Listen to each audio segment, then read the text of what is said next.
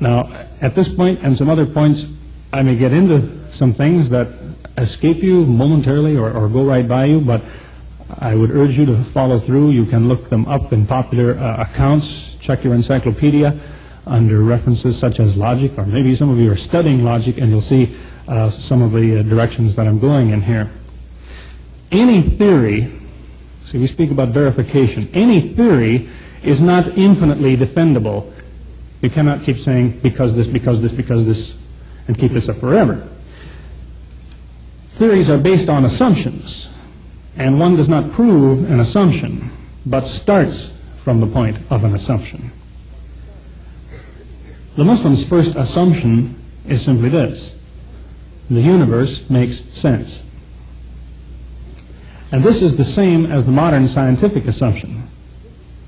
Where scientific disciplines overlap, they have to be consistent. If you have a theory of chemistry and you have a theory of biology, at certain points they overlap. Chemistry is applied to biology and so on. Where they overlap, the two theories that describe both of them can't give an inconsistency. So there must be a bigger theory which takes them all in. And this is the way the scientist reasons, that if he has a consistent theory, he believes it's not going to conflict if it overlaps with somebody else's theory, as long as it's consistent also. The alternative to that assumption, the assumption that the universe makes sense, is chaos. It means that one mistrusts everything. If a person says, no, the universe doesn't make any sense, a man is really saying, I can't be certain of anything. So we want to ask that man, can you be certain of that? You see the trap he's in? If a man wants to mistrust everything, then he has to mistrust his mistrust.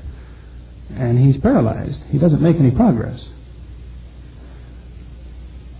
So the first assumption seems to be an option that doesn't really have an alternative. So it's not really an option. Interestingly enough, two of the attributes of God, as described in the Quran, are always put together. Al-Wahid al-Qahar, the one, the compelling, or the irresistible. This assumption that the universe makes sense is really the same as the foundation of Islam. La ilaha illallah. There is no God but the God. Ilah is translated God. And La ilaha illallah is saying there is but the one Ilah. If God is a difficult term for people because of its connotations, translate Ilah however you will.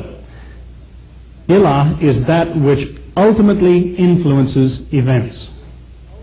It is the most basic and the universal constraint. The assumption of consistency is a constraint. It's a restriction. Just as the principle of the conservation of matter and energy is a restriction. There's no proof of it. But it is an assumption and a restriction made on all physical observations, the belief of the physical scientist.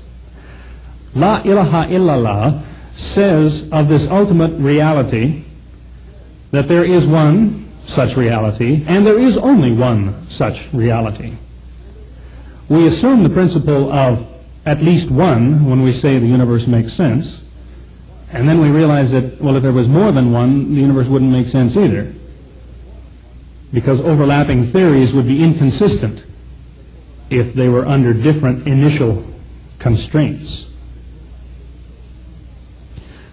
Suppose some scientists believed in magic and in whimsical gods that acted however the mood would strike them, so that today you combine hydrogen and oxygen and you get water, but tomorrow you mix hydrogen and oxygen and you get peanuts.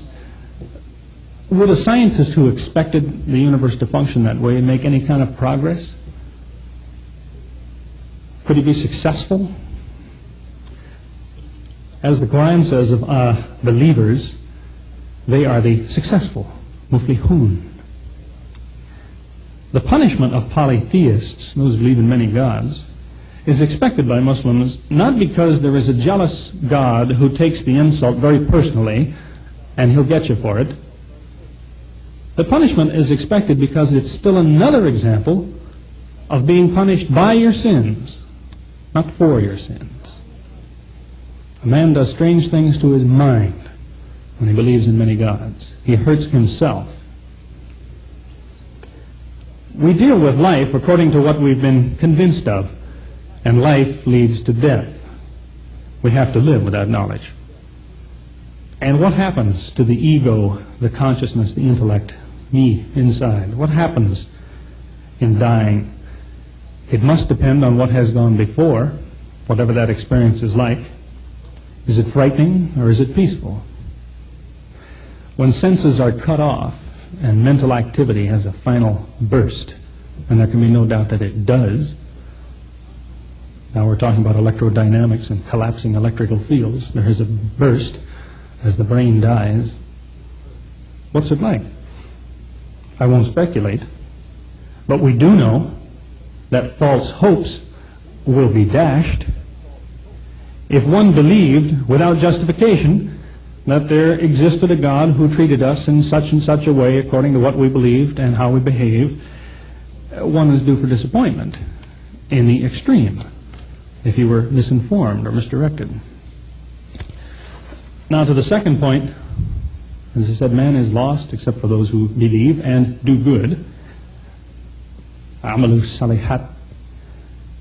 The root meaning of the word salahah indicates really being useful. And this should be an obvious prerequisite to avoid being lost. To say that a man is not useful is to say that he has not realized his potential. Unless you do what you are capable of, you've lost something of your humanity. And the finish of your human life is going to be something less than the finish of another human life, another human who made more of his human life. Albert Schweitzer said that he found God within himself as the stirring of ethical will. In other words, he knew what he could do, and he did it. He left behind him the comfort and the riches and the fame that was a sure thing in Europe when he was a young man.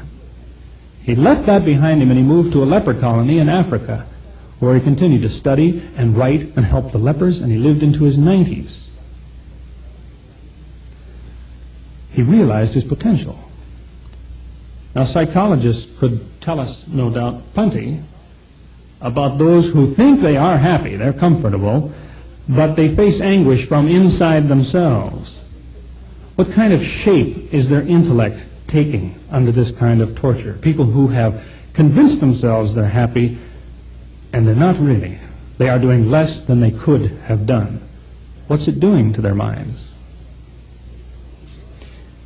As to those who make the most of their abilities, here is how God acts in the world. He acts indirectly. The Quran talks about taqwa, usually translated as God consciousness. A man with taqwa has his mind on the absolute as a reference point.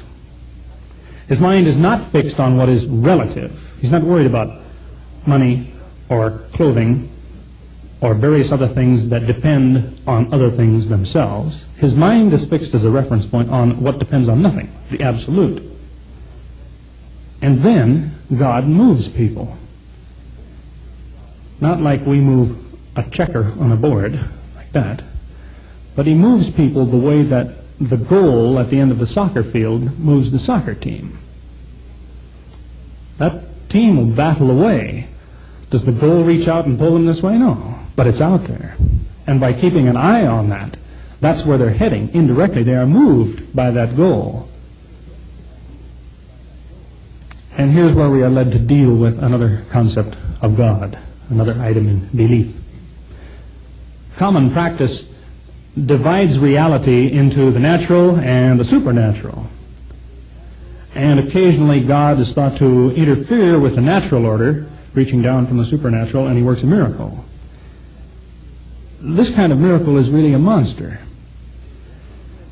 It's not the same kind of a miracle as the miracle of a beautiful sunrise, or the miracle that a spot as small as a speck of dust can grow into a human being. That's a miracle. But this miracle that interferes with the natural order, that's a whole different thing that people are thinking of. To me, it's a monster.